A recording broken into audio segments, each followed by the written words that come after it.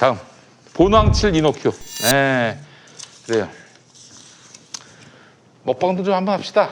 우리 형님들이 지금 할 의욕을 잃고 있어요, 점점. 예. 아니 뭐 배고파요. 한창 때는 뭐 참치회도 주고 뭐 화로회도 주고 그러더니 요즘 좀 예. 오리고기 뭔가- 진짜 맛있었는데. 뭔가 입으로 털 수 있는 우리가 먹을 수 없는 재료들 쭉 갖고 오시는 것 같아서 의도가 있나 좀 일단 생각을 해보고 조회수를 올려놓고 그런 소리 했으면 좋겠어요. 알겠습니다. 예. 예, 그래요. 그 사람 분수를 알아야지. 예. 조회수에 정확히 따라가는 거군요. 예, 그렇습니다. 이것도 먹을 수 있는 거죠. 먹을 수 있습니다. 요 껍질째 다 먹어도 돼요. 아니, 농담입니다. 자, 보당칠 이노큐 최근 구매 후기. 몇 년 전 엄마가 드시려고 땡땡마켓에서 구매해서 한동안 자주 구매했어요. 이거 당근마켓에서도 팝니까? 그건 아니겠죠. 당근마켓에서는 본 적이 없는데. 네, 그렇습니다. 이거 중고품을 파는 데이기 때문에. 네. 자, 이제 엄마는 잘 주무시는데 언제부턴가 제가 잠드는 게 힘들어서 구매했습니다. 김용민닷컴이 더 저렴해서 이리로 왔네요. 이게 제일 싸요, 여기가. 예. 여기에 쌉니다. 저도 엄마처럼 효과 봤으면 좋겠네요. 라고 하셨습니다. 여기 MD들이 뭐 저기 가서 이 판매자들을 쥐어짜서 마른 수건에서 기름이 나올 때까지 짠다는 얘기 제가 많이 들었습니다. 네, 그렇습니다. 그래서 우리 그리고 여기서 한번 닦인 사람들이 그 판매자들이 다 지성 피부에서 건성 피부로 바뀐다고. 여튼 우리 김용민닷컴의 MD들은 헌혈차에 가면은 피를 한 방울도, 피도 눈물도 없는 사람들이기 때문에. 예, 그렇습니다. 예. 자, 또 다른 구매 후기입니다. 잠의 질이 달라짐을 느낍니다. 첫 구매 때는 잘 몰랐는데 먹고 안 먹고에 따라서 아침 피로감이 달라집니다. 꾸준히 사용하라고 안내까지 해주셨는데 그냥 잊고 그냥 자서 아침에 피로감 때문에 힘들 때가 종종 있었습니다. 안 먹고 꿀잠 잘 수 있는 그날까지 꾸준히 먹어보겠습니다. 감사합니다. 네. 자, 잠이 부족한 분들은 많지만 보통은 잠잘 시간이 부족해서가 아니라 꿀잠을 잘 수 있는 몸 상태가 아닌 분들이 많습니다. 본황칠 이노큐는 자고 싶어도 쉽게 잠들지 못하고 잠이 들어도 자주 깨서 개운치 않은 분들을 위한 제품입니다. 특히 수면제를 장기간 복용 중이거나 수면제 복용을 고민하는 분들께 본황칠 이노큐를 적극 추천합니다. 왜냐하면 수면제가 가져오는 부작용이 매우 심각하다고 알려졌기 때문인데요. 금단 현상, 우울증 이런 것들이 대표적입니다. 자, 본황칠 이노큐는 제주산 황칠나무와 오가피를 주 원료로 해가지고 몸에 부작용이 없는 생약 성분입니다. 잠 때문에 고통받는 분들 딱 한 달 동안만 본황칠 이노큐를 잠자리 들기 전에 따뜻한 물에 타서 드셔보시기 바라겠습니다. 김용민닷컴이 제일 쌉니다. 딴 데 정가 8만 원, 인터넷 최저가는 59,900원. 자, 그런데 김용민닷컴의 압도적 최저가는 52,000원이 되겠습니다. 세상에 이게 얼마가 싼 거예요? 거의 3만 원 싼 겁니다. 자, 김용민닷컴이 답입니다. 여러분, 본황칠 이노큐 많이 이용해 주시기 바라겠습니다. 자, 본황칠 이노큐에서 또 저희 고맙게도 저희 평화나무 주간신문을 또 함께 구매하신 분들께 드리고 있는데 이 신문이 또 9월부터는 언론 비평 신문으로 바뀝니다. 네. 정말 구하기 힘든 좋은 컨텐츠의 언론 비평 신문 여러분 기대하셔도 좋겠습니다. 이름도 다 지어놨어요. 예. 이름을 바꾸는 건가요? 네, 최신 정보였다가 이름을 바꿔보려고. 뭘로 바꾼지는 나중에 공개하는 비밀입니다. 건가요? 비밀이군요. 예. 아직 생각을 못 하셨을까요? 아니 다 정했어. 에이 형님. 이게 하는 경향이 있어. 본황칠 이노큐 같은 경우도 그렇고 이제 수면제가 사실은 부작용이 많은 게 많아요. 저는 사실은 머리만 대면 5초 안에 잠드는 스타일이라서 뭐 좋습니다, 본황칠 이거. 먹어볼 기회가 없는데 네. 수면제 부작용 하나 말씀드리면 제가 아는 분이 직접 겪은 건데 굉장히 유명한 수면제인데 먹고 잤는데 다음날 아침에 일어나 보니까 부엌에 냉장고에 빨간색으로 이렇게 선이가 있더라는 거예요. 뭔가 그래? 깜짝 놀라서 봤더니 밤에 본인도 모르는 사이에 그 수면제를 먹고 자다가 일어서서 김치 냉장고를 열어서 포기김치를 꺼내서 그 포기김치를 냉장고에다 집어던져서 그 빨간 국물이 흐르고 바닥에 김치가 떨어져 있었는데 그렇게 해놓고 다시 들어가서 그대로 잔 거지. 아침에 일어나 보니까 손은 뭐가 빨간 게 묻어 있고 이게 뭐지 하고 나가 보니까 김치 냉장고에 그 난리가 났는데 이 모든 동작을 깨서 했는데 하나도 기억이 안 난다는 거예요. 수면제를 먹고 잤기 때문에. 수면제가 아니라 목류병약이네, 목류병. 그러니까 이제 여기 금단 현상 우울증뿐만 아니라 수면제를 먹은 다음에 자는 동안에 이런 일들이 벌어지는 게 실제적으로 지금 벌어지고 있는 일이거든요. 그래서 그렇군요. 그런 경우에는 사실 이제 본황칠 이노큐 같은 경우는 이제 그런 위험이 없기 때문에 제가 뭐 본황칠 이노큐의 효과에 대해서는 뭐 잠을 못 자는 사람이 많아서 말씀 못 드리겠지만 수면제 부작용에 대해서 한번 말씀 좀 꼭 드리고 적어도 싶었습니다. 그런 일은 없습니다. 저기 김치 따귀를 냉장고에다 할 일은 없어요. 네. 여러분 많이 포당칠 이노큐 사랑해 주시기 바라겠습니다. 인공지능 로봇이 사람의 일자리를 대신할 것이라는 예측이 나오고 있습니다. 와, 이런 미래에 사람은 도대체 어떻게 되는 거야? 경기도는 생각합니다. 세상이 바뀌어도 사람은 먹고, 자고, 일하고, 놀고, 사람답게 살아야죠. 이것이 기본소득이 필요한 이유. 기술이 앞서간다고 사람이 잊혀지면 안 되니까. 사람을 사람답게. 기본소득. 자, 그래요. 정치 현안 살펴봐야 되는데 우리 아까 전에 저기 한 분이 하셨던 건 이건 하고 넘어가야 되겠어요. 아까 네. 전에 수박 얘기 가지고 구원말 드립이다. 네. 이런 비판이 한 번 있었고요. 그 다음 분이 주신 말씀 굉장히 와닿았는데 요즘은 수박보다 축구공이 더 비싸다. 그러나 네, 축구공을 놓고 수박을 들고 나면 손해가 난다 이런 거죠. 굉장히 가슴 와닿았습니다. 그래요. 알겠습니다. 한번 먹고 버리는 거니까 축구는 계속 할 수 있으니까. 예. 예.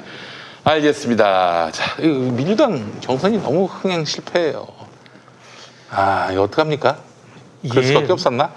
일단 최고위원들 간에 접점이 없어요. 그러니까 쟁점도 없고 지금 어쨌건 온라인 당원들 중심으로 여론을 주도하는 층이 있잖아요. 네. 이 층의 주장과 다른 이야기를 할 수 있는 구조가 안 되니까 8명이 하는 얘기가 거진 다 비슷하고 개별적 쟁점이 드러나지 않는 것이 저는 근데 그걸 또 문제로 볼 수도 없어요. 그 쟁점이 없는 걸 어떻게? 근데 2010년에 정말 당내 경선은 이것만큼 재밌는 게 없었다.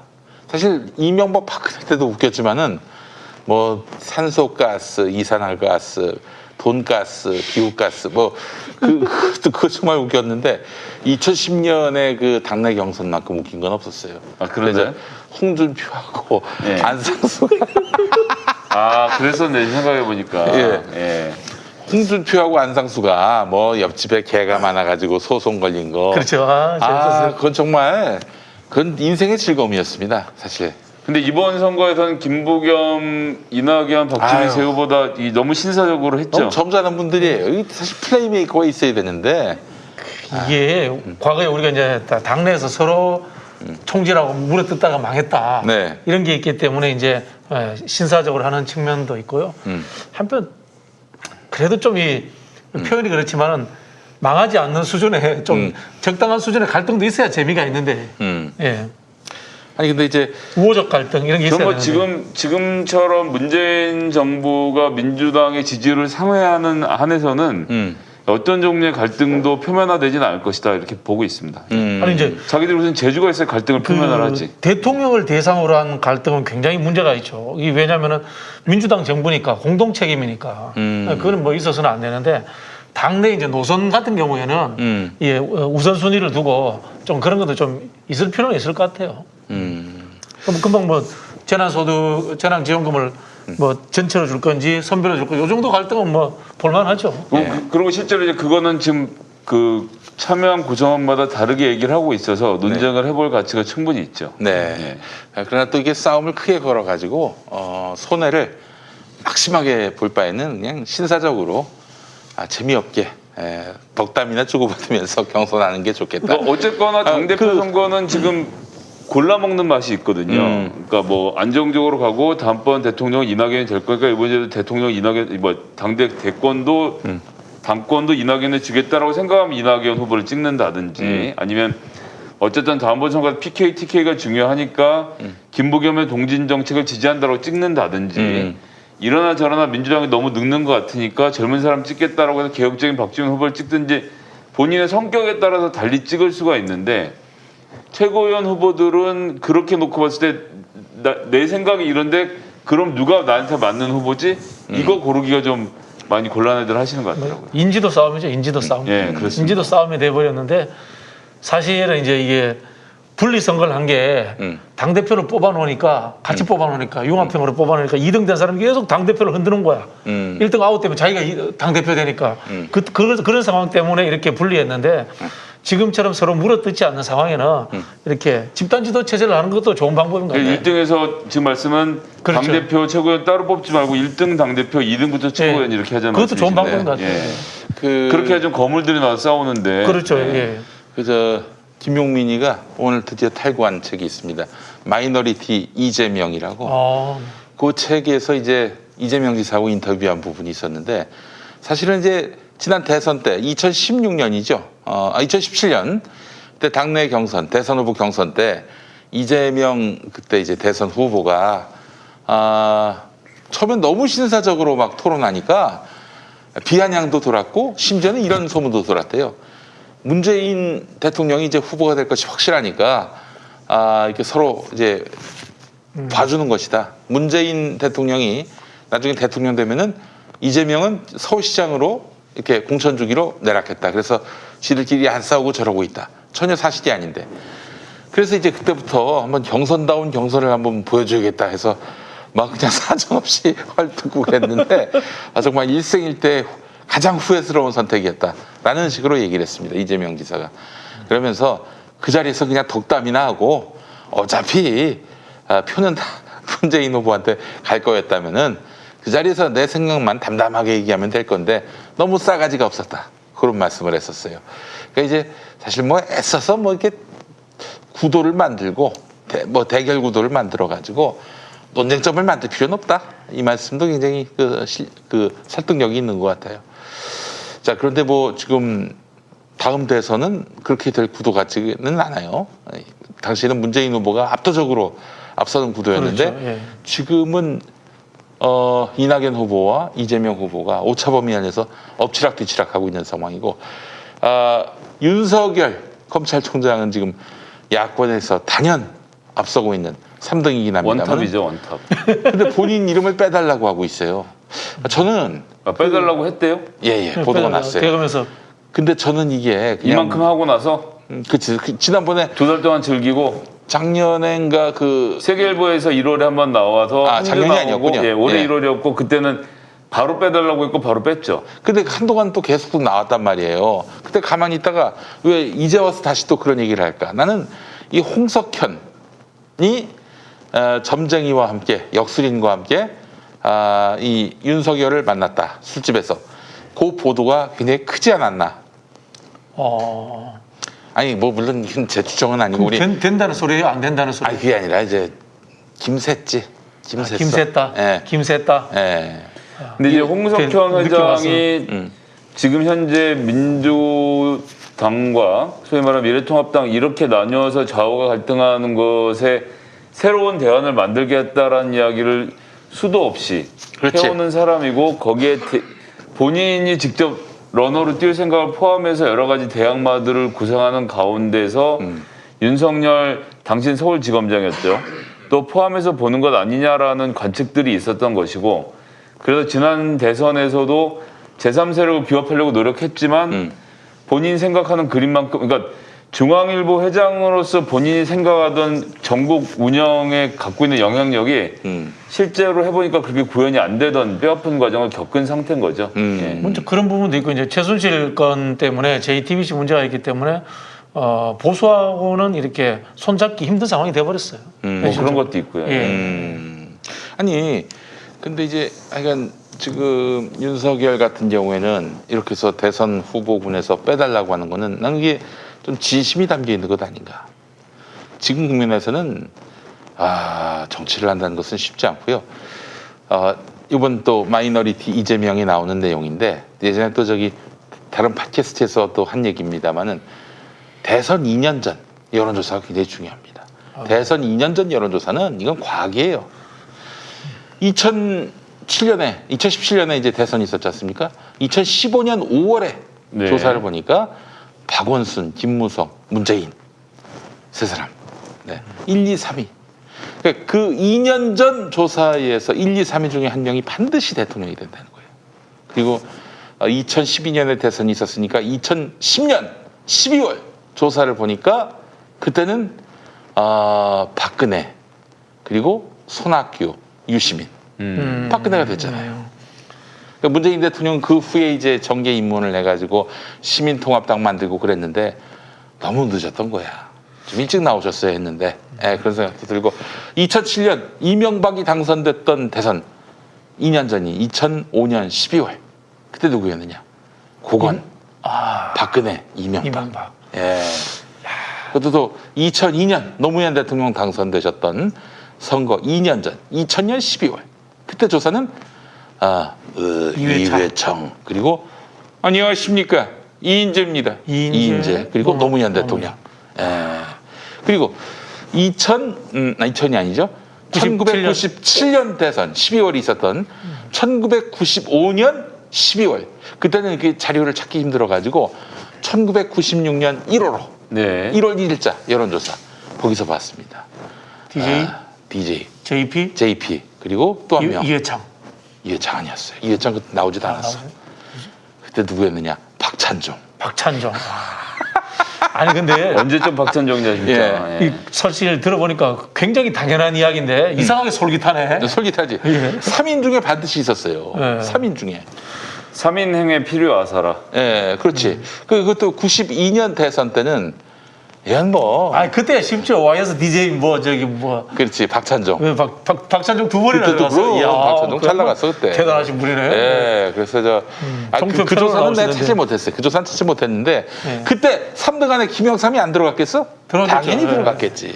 진짜 당연한 이야기 계속 하시네요. 네, 그렇습니다. 그럼 87년으로부터 2년 전 서울올림픽 조직위원장 노태우. 그때는 뭐 직선제 개헌이 될지 안 될지도 모를 상황이었으니까 그때 뭐 넘어갑시다. 여간 92년 대선부터 시작해서 2년 전 그달에 여론조사에서 빅3 안에 들면 됩니다. 자, 근데 지금 다음 대선이 언제입니까? 2022년 3월 아니겠습니까? 예, 그렇죠. 예. 자, 그렇죠. 그렇다면은 2020년 3월 3명. 올 1월부터 쭉 이어져 온 그 3명 누굽니까? 이낙연, 이재명, 윤석열. 셋 중에 하나인데. 다 우리 편인 것 같은데 느낌은 이상하게. 자, 근데 뭐 윤석열이 이렇게 빠지게 된다면 정말 졸업을 한다면은 근데 사실은 윤석열까지 빅3 그 이하로 너무 격차가 크잖아요. 그 다음이 안철수야 4%. 안철수. 홍준표, 오세훈 뭐. 안철수는 관심이 없어져가지고. 예. 그 김종인 할아버지 한번 넣어보면 어떨까요? 김종인 할아버지 몇 프로 나올까요? 그 형님은 그 전에 한번 그런 조사가 있었어요. 이재명 지사가 1등했던 조사인데 문항이 없어. 이름 대라고. 안 나왔습니다. 단 한 명도. 예, 거기 박진영 넣으면 박진영도 카운팅 되는 거야. 저기 JYP가 이제 가수가 있는데. 없었어요. 없었어. 자, 그렇다면은 다음 대선은 어떻게 될 것인가? 뭐 일단은 윤석열이 빠진다면은 이낙연 아니면 이재명이 될 텐데 이제부터 뭐 연락에 또 많은 사람들이 이제 또 두 사람의 대립 구도를 만들어낼 것이고 그러지 않겠는가 하는 판단을 하게 됩니다. 저는 뭐 마이너리티 이재명이라는 책을 냈지만 이 방송에서는 제가 개인 방송에서도 뭐 이런 대권 구도와 관련해서는 가급적 좀 중립을 지키려고 애를 많이 쓰도록 하겠습니다. 후보가 결정되면 뭐 얄짤없지 뭐 그때는. 네. 어쨌든 이 상호 보완적 상생적 경쟁이 됐으면 좋겠습니다. 그렇습니다. 아니 또 뭐 두 분 다 뭐. 근데 지금 이제 선거라는 게 2년 전 말씀하신 뭐 여러 가지 이유가 있지만 안철수의 등장에서 특히 민주진영은 느낀 게 많았던 게 2012년 선거 때는 안철수가 대통령이 돼도 좋겠다고 생각했던 사람이 생각보다 많았거든요. 그렇죠. 네, 뭐 문재인이 하거나 안철수가 하거나 뭐 둘 중 하나 되면 되지 이런 생각을 했었는데 2012년부터 17년까지 안철수가 보였던 정치적 행보를 보면서 야 어떡할 뻔했냐라는 가슴을 쓸어내린 사람들이 많아지면서 그 사람에 대한 기본적인 검증이 잘 이루어져야 된다라는데 많은 사람들이 동의를 했던 측면이 하나 있고요. 그다음에 지금은 당내 경선이 매우 중요한데 당내 경선에서도 결국 권리당원의 마음을 누가 얻느냐의 싸움이거든요. 아까 전에 박주민 의원이 300만 당원이라고 했는데 그중에서 권리당원 숫자가 지금 뭐 왔다 갔다 하지만 대충 70에서 100만 사이에서 뭐 등락이 있습니다.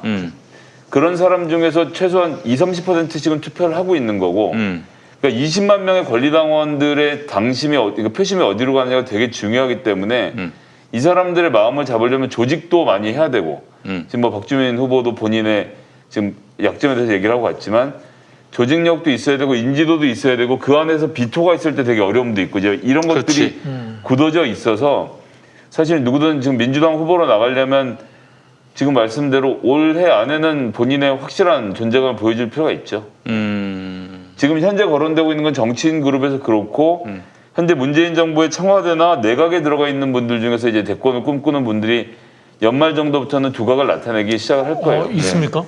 뭐 거기까지 포함해서 봐야 되지 않을까. 뭐 누구라고 지금은 거론할 타이밍은 아닌데 네. 저는 이제 그 국회의원은 마쳤고 행정부로 갔던 분들 중에서 다음번 차기는 대권이나 자치단체장으로 다시 컴백하려는 분들이 나올 그럴 건데 분들이 있겠죠. 이런 분들이 이제 섞이면서 구도가 만들어질 거라고 봅니다. 저는 뭐 혹시 또 경제부총리 이야기 하나 싶어가지고. 네. 네.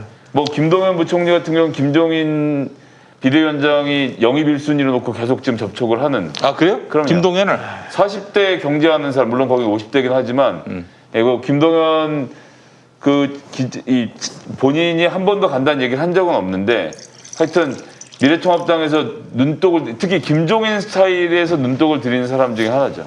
물론 당내에서 인정을 받을 가능성은 논외로 하고라도 우리 김종인 형님은 그 김동연 영입 시도를 하면서 성공하길 바랄까 실패하길 바랄까 영입이. 실패하길 바란다고 봅니다. 그러니까 저기 백종원도 영입해보고 다 영입해보는데 아무리 하다도 안 되니까 그런 것이 주는 내가 메시지는 메시지는 간단합니다. 이런 사람들이 돼야지 지금 있는 사람들한테 너는 무조건 안 되라는 얘기를 하는 거예요. 홍준표 영입하려고 안 하잖아요. 그렇죠. 그리고 뭐 안철수 그렇고 지금까지 거론됐던 미래통합당 내에서 지분을 갖고 있는 보스들 그러니까 예전에 대선 출마했던 유승민 뭐 이런 사람 포함해서 네. 니들은 이미 글렀고 딴 사람에서 찾을 거라고 계속 딴 데를 찌르고 다니는 거예요. 그러니까 다른 데를 영입하려고 한다는 자체가 이 사람들에게 모욕을 주는 거죠. 그러니까 이제 그 일종의 기술이군요. 야 너희는 안 돼. 이런 그렇죠. 말을 하면 좀 모욕감을 느끼니까 얘네들은 안 된다는 전제로 될 만한 사람을 서칭하고 다니는 거예요. 그러니까 될 만한 사람을 서칭하고 거절당하면서 여기는 계속 안 쳐다보니까 유권자들이 보기에도 얘네 한 번 지나갔나 보네 이렇게 생각이 만드는 그 기법입니다. 기법. 정말 노련하네요. 그리고 무시할 수 저는 없어. 요즘 김종인 대표 말투에 굉장히 네. 보는데 이게 뭔가 가르치듯이 심판하듯이 네. 거의 뭐 그런 느낌이잖아요. 그런데다가 어쨌거나 미래통합당이 이러고 저러고 지지율을 저기까지 끌어올린 거는 김종인 대표의 역할이 많이 있었다고 봐야 된다고 인정을 해야 된다고 아니 생각하고요. 근데 그 어느 순간 가서 이 사람들이 안 들어오려고 해가지고 그래서 내가 대선 후보에 나가야 된다고 봐요. 네, 그 언제쯤 그 얘기가 나올까요? 그거는 그러니까 김종인이 그 문제에 대해서는 욕심이 있기도 하고 없기도 해요. 그러니까 무슨 얘기냐면 본인이 시대가 불러줘서 대권에 출마할 수 있으면 한번 해보겠다라는 열망은 계속 있습니다. 계속 있는데 하다가 안 되면 또 팽하고 접고 나갈 사람인 거예요. 그러니까 이제 본인이 대권 출마의 어떤 그런 의도를 드러내면 당연히 그 잡룡들, 잡리용이 아니라 잡리용들이 잡룡. 대거 반발할 거란 말이지. 이러려고 당신이 하려고 지금 그동안 이렇게 우리를 멸시하고 짓밟았느냐 말하면서 막 들고 일어나겠지. 그때는 이제 김종인으로서는 이거 수습할 길이 없으니까 지난번 더불어민주당 때처럼 팽하고 집에 가버린다. 아니 이제 그렇기도 한데 네. 대선 후보는 제가 지금까지 역사적으로 봐온 결과로는 본인이 대권 도전한다고 되지는 않아요. 그러니까 그 당시에 시대적 정서와 모든 것들이 만들어서 사람이 만들어지는 거지. 이게 뭐 내가 출마를 결심한다고 되는 게 아니기 때문에 김종인 그렇게 좀 바라보면서 상황을 준비할 것이고. 근데 지금 예를 들어서 김종인, 홍준표, 안철수 이렇게 셋밖에 안 남았다고 생각을 해보십시오. 막상 대선 김종인 될 수도 가면 있겠네 후보가. 뭐 그렇게 될 수도 있는 가능성이 있기 때문에 어떻게 진행될지 봐야 되고 여기에서 제가 보는 변수는 오히려 홍정욱 씨가 출마할 가능성을 염두에 두고 우리가 좀 상황을 지켜봐야 된다. 그분 한글 발음이 굉장히 안 좋으시대요. 아 그래요? 예, 그렇게 소문이 나 있더라고요. 저는 들어보지는 못했어요. 그래요? 아니 근데 뭐 지금까지 쌓았던 CEO의 이미지나 이런 것들을 포함해서 보면 저는 도전해 볼 수 있는 상대라고 생각하고 예를 들면 뭐 그렇게 연결했다는 얘기를 드리는 건 아니지만 조금 전에 거론했던 우리 중앙일보 회장님 예. 이분이 생각하는 리더십 중에 하나가 이제 예를 들면 홍정욱 같은 사람인 거죠. 사실 윤석열보다 홍정욱이 더 자기한테 더 취향에 맞는 사람이라고 이제까지 생각할 정치권에 뜬금없이 들어와서 대통령 후보가 되고 대통령이 된 사람은 없거든요. 저는 어떻게 보냐면은 김종인 대표가 내년 서울시장 선거를 어떻게 치르느냐에 따라서 할 수 있다고 봐요. 서울시장 선거까지 후보를 낸단 말이야. 거기서 당선을 시켰다. 그러면 내가 당선을 시켰으니까 당대표를 좀 더 할래. 비대위원장을 좀 더 할래. 이런 식으로 끌고 나가면서 저는 계속 말씀드린 것처럼 끝으로 몰아가면서 후보가 없는 상황으로 몰아가면서 자신이 되는 그런 그림을 그리고 있는 것 같아요. 네. 근데 난 놀란 게 미래통합당에서 지금 김종인 외에는 그 발언을 보도하지 않는데 물론 이제 김종인 발언이 상당히 정돈된 발언이고 정치적으로도 굉장히 고차원적 발언이기 때문에 많이 실어주는 것도 있고 또 야권을 밀어줘야 된다라는 어떤 목표 의식 이런 걸로 인해서 김종인 발언에 무게를 싣긴 하는데 그래도 나름대로 잡리용도 잡리용인데 이 사람들 말은 그렇게 보도도 안 해주고 출목도 안 해주고. 근데 이제 가치가 없어요. 예를 하나 들어봅시다. 네. 5.18을 예를 한번 들어보죠. 예.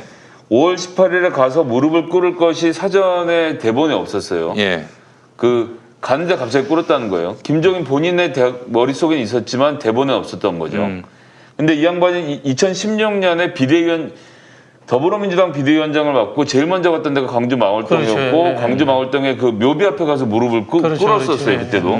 이번엔 이 앞에서 꿇었지만. 그때도 전두환 때 국보위 전략에 대한 당내 비판이 좀 있었어요. 근데 이제 그게 정말 저는 포인트라고 생각하는데 국보위에 대해서 사과를 했는데 김종인이 국보위를 한 건 사실은 저는 일면 이해가 됩니다. 그러니까 서강대 경제학과 교수로서 국가 무슨 안보 재정분과 만들어서 거기에 재정분과를 맡으라고 군부에서 내려와서 얘기하면 교수가 나는 안 하고 초야에서 죽겠어라고 할 사람이 잘 없을 수 있으니까 그걸 수락한 것까지는 군부가 시켜서 했다고 치지만 그 뒤에 그분이 민주정의당 전두환이 창당한 민주정의당의 창당 발기인으로 들어갑니다.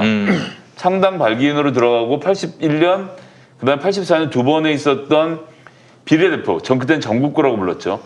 전국구 민정당 후보로 나가서 국회의원을 두 번 해먹고 88년에 관악에 가서 출마했다가 그때 30몇 살 먹은 이해찬한테 뒤통수 발렸어요. 완전 발린 이런 상황이었거든요. 그렇기 때문에 김종인은 그냥 국보에 참가한 거를 사과하는 게 그게 비열하다는 것이 사실은 더 큰 잘못은 그런 피해 역사로 만들어진 민주정의당의 창당 발기인이었다는 게 제가 훨씬 큰 죄고 거기에 이어서 전국구 의원을 했다는 것이 더 큰 죄인데 그 얘기는 아직 언급을 안 하고 있는 게 하나 있고 더 중요하게는 무릎을 꿇었으면 5.18 문제에 대한 해결을 해야 되는 거 아닙니까? 지금 5.18 관련돼서는 5.18 유공자 예우를 더 잘할 것에 대한 이야기 그다음에 5.18 관련된 역사적 진실을 왜곡하는 발언에 대한 처벌 그다음에 이번에 구성된 5.18 진상조사위원회 이것도 1년 동안 미래통합당이 이 해당 위원을 추천 안 해서 시간을 끌었다 이제 된 건데 네.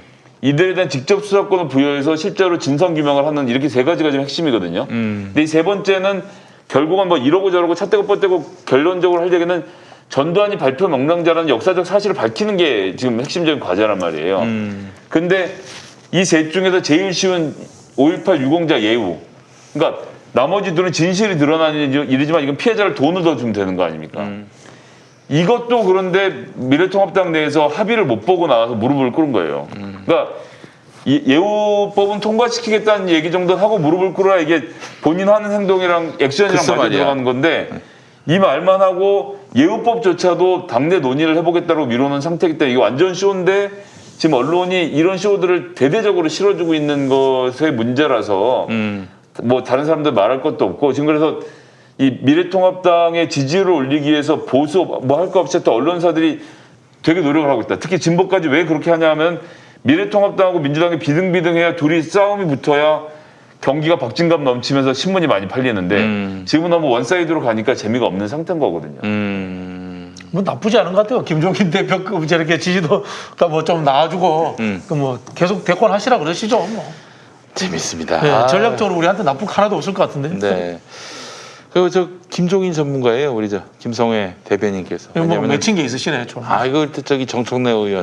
정청래 의원이 컷오프 당할 때부터 김종인 위원장은 계속 좀 주시하고 지켜보고 있었는데 게다가 또 손혜원 의원하고 이 김종인 비대위원장은 또 막연히 막역하게 가까운 사이거든요.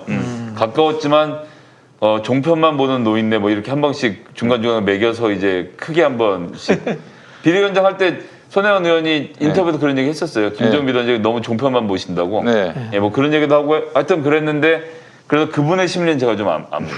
예. 보니까 하여튼 노련한 쇼호스트야. 실제로 이분이 정책을 구체적으로 집행해서 프로세스 한 적은 별로 없어요. 잘 만들어내요. 경제민주화 뭐 말은 잘 만들어내요. 네. 아니 이제 빌리 브란트 뭐 말은 잘 만들어내요. A라는 더불어민주당 국회의원 되신 분입니다. 그분이 이제 출마를 하지 그 이제 재선에 도전하는 건데 그 저쪽에 김종인 씨가 전화가 왔어.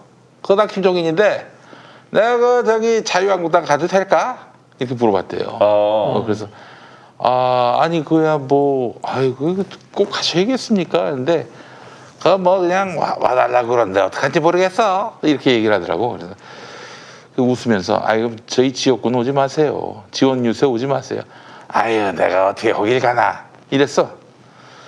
지원 유세 왔을까요? 안 왔을까요? 갔겠지. 왔어요. 왔어요? 나 참 그 양반 실없는 인간입니다. 진짜 그 김종인 대표가 그냥 그 통합당에 축구 가면 찾아보고 네. 공주로 갔다가 저기 죄송합니다. 그렇게 하고 떨어지고 나서 노태우 정부 시절에 청와대까지 들어가서 정책 관련돼서 하다가 결국은 동아저축은행이었죠 아마. 네. 근데 이제 동아은행. 동아은행 뇌물수수 혐의로 들어갔다 왔다는 것만 봐도 정책적인 머리는 있지만 윤리 의식에 대해서는 우리가 좀 많이 생각해봐야 하는 사람인 거죠. 예, 그래요. 재밌는 양반입니다. 하여간 그 김종인 씨는 아직도 김종인이 이 한국 정치에서 통한다는 것 자체가 너무 슬프네요. 슬픕니다. 네, 알겠습니다. 대권 얘기하니까 시간 금방 가네요. 오늘 마무리하도록 하겠습니다. 네. 정치부심 함께해 주신 여러분 감사하고 뭐 아시다시피 여러분 김용민 브리핑 제가 저 한국 기독교 장로회 목사 수련 과정을 지금 거치고 있어서 오후 5시까지 계속 지금 수업을 들어야 됩니다. 비대면 수업을. 그래서 이번 주간에 김용민 브리핑은 없다는 점 말씀드리고요. 저희는 또 다음 주에 뵙도록 하겠습니다. 다음 주도 변함없이 이 시간 많이 시청해 주시고 다음 주부터 이제 뭐 후보자가 나올 일이 없겠죠. 네, 그렇죠. 오붓하고 재미있게 꾸미도록 하겠습니다. 자, 함께해 주신 여러분 감사하고요. 다음 시간에 만나요. 안녕. 감사합니다. 감사합니다.